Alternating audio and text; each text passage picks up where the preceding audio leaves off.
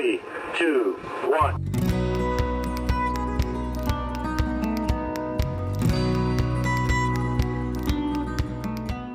Hi, welcome back to Show Me Trucks. In this video, I built a contraption to flip my 67 cab on its back. I pulled it off the chassis behind me, which is exciting. I'll show you some patches, some different things I did. I was trying to get this truck ready for Spring Carlisle, but it is not happening. I ran out of time. Also, I had to go on vacation too. So packing up for Carlisle behind me. So let's get into this video. I'll show you. You know, it's just tedious working on these cabs. But let me show you some of the stuff. And the reason I wanted to flip this cab upside down. My main reason is to strip it all down. I wanted to clean all these welds up back here. They had caked some horrible undercoating or they had an oil leak and it all just built up in there. So I stripped most of it, but I didn't get done. Like I said, I am packing for Carlisle. I'll have a couple spots out there this year. So trying to get everything ready. So if there's any parts you guys need, I store most of my stuff under the house, so it's hard to get. So if there's anything truck related that you think I might have or that you need, make sure and comment and I'll dig through and bring it to Carlisle with me. Well, another fun patch. So I need to patch up in here. So I made a little piece that fits up. So, you know, take your time and then, cut it a little short, but you got to hammer and dolly to get it on this turn. Of course, it's up under the dash, so I'm not that concerned, but I do want it to match up, so TIG welding is not horrible. Well, another project that you don't know how fun it is until you get into it, but getting that drip rail off, there's a billion spot welds in there, so that's what's left. I have to climb out of the house and get all the drip rails I cut off, but that lets me know it's going to be horrible getting those off with the old metal, so yay. Basically, you have your roof piece coming down, cab piece coming in, and then your framework of your door. All pinches in there, so there's a lot going on in there. And obviously, you don't want to drill through. Watch the bits you use, because the one I had is kind of like a little step bit, and it dug through. So I'll have to spot weld from the top on that one, or at least fill the holes just on the first couple that did it. And then the rest, I used a different bit, so it didn't go through. So that way I can spot weld this way, which is better for me. Well, here's those drip rail pieces that I saved. I didn't realize, of course, the side I needed is bent up a little bit, but nothing that can't be fixed. That's pretty thin metal, so I'll just bend it so it's all straight. This side's nice, but I don't need that much on this side.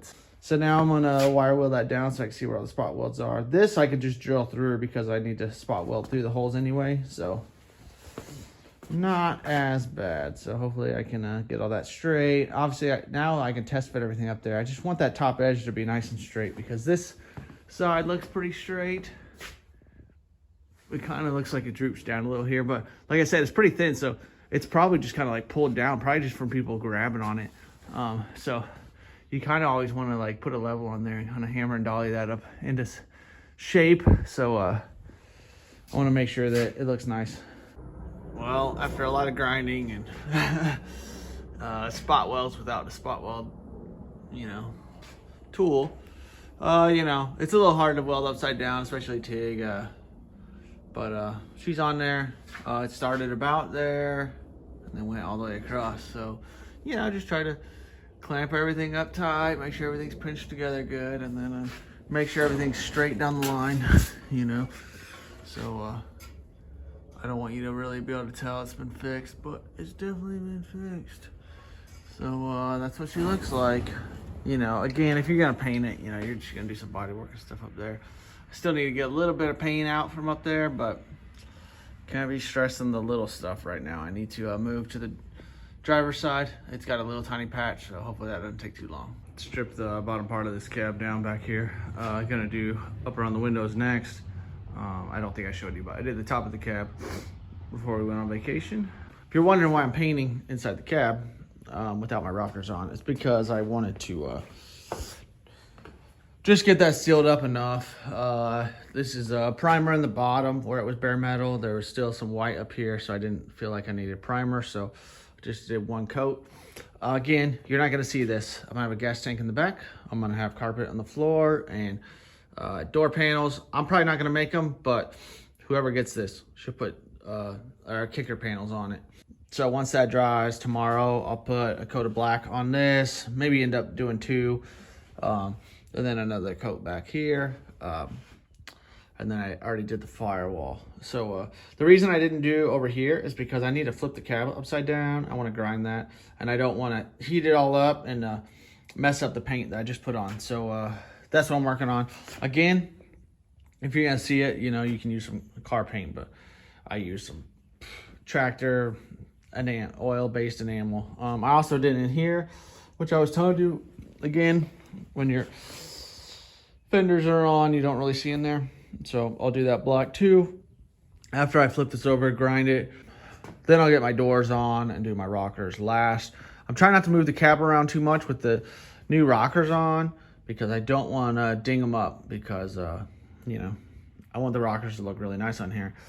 Basically what I'm doing today, besides painting that, and I painted the high hump also on one side. Again, if you get this truck, if someone wants to buy it, it's going to be a Carlisle, spring Carlisle, most likely, and my 36 GMC out here. I'm thinking whoever buys it is going to want to paint it, so I'm trying not to paint areas that they're going to want it to be painted, most likely. So like the underside, if they actually do want to paint the underside body color, I'm trying not to get paint on there. But the score of the day, something I was trying to do, but I didn't want to go by metal, was I wanted to make, it's kind of like an L bracket that your cab bolts to, and then you can flip your cab on its back and not have to set it somewhere. You also, it'll let you slide your cab around, which would be nice, because I would like to be able to flip this cab on its back without help. Down the street, some guy was giving out, this is a squat rack, and this is all that was there, but it's free. So hopefully the metal's strong enough that it can hold up to the weight of this cab. These cabs aren't horrible, but it will, the way I'm gonna have it, it will have some leverage on it. So I'm gonna see if I can move some bars around and get it so it bolts up here, and the long ones are up this way.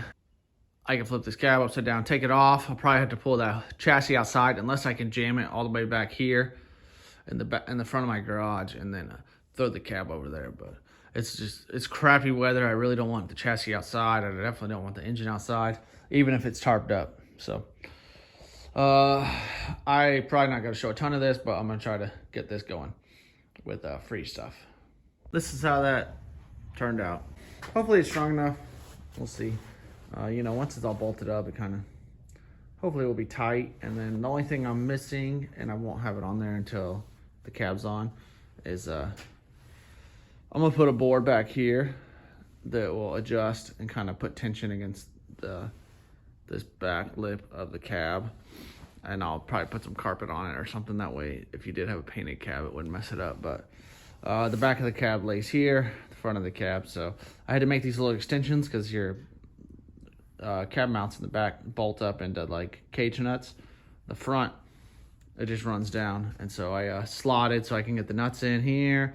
The one I saw, it was like flat angled like a 45, and then so you can kind of like tip it better. If I need to, I can jack up the front of the cab to get it started and then yank that thing back. And I think, like, I'm fairly strong. I think I can get that cab to lay down.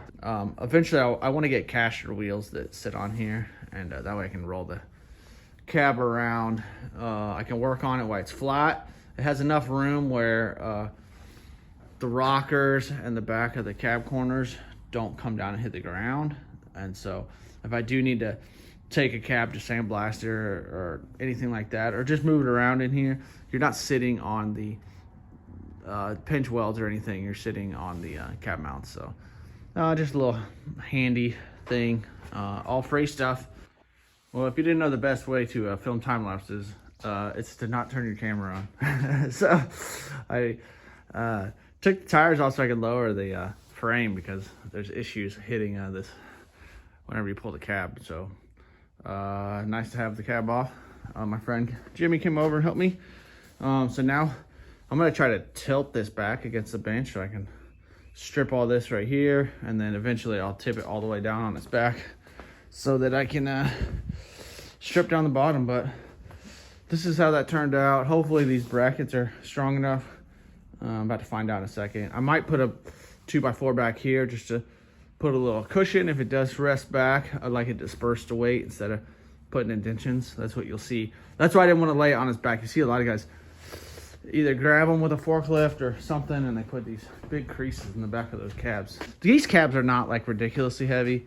I'm guessing maybe 200 pounds, 250, something like that. I might try to get a cowl at Carlisle. I don't think I'm gonna bring the truck anymore to Carlisle.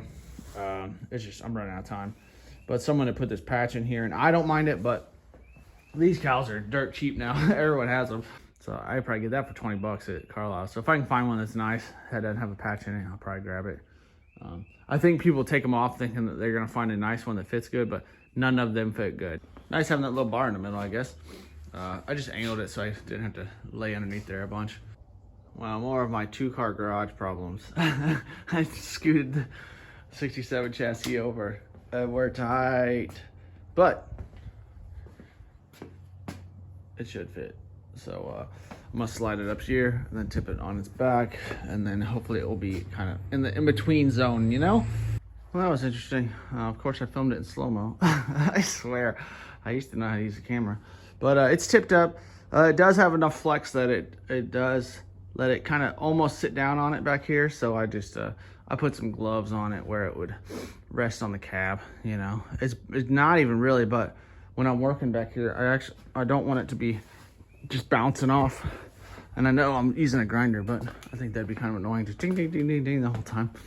So one of the big things I want to do is I wanted to get up under here and grind all this flat, and then maybe even weld on the backside to make sure I get good penetration and just to get all the welds looking good back here.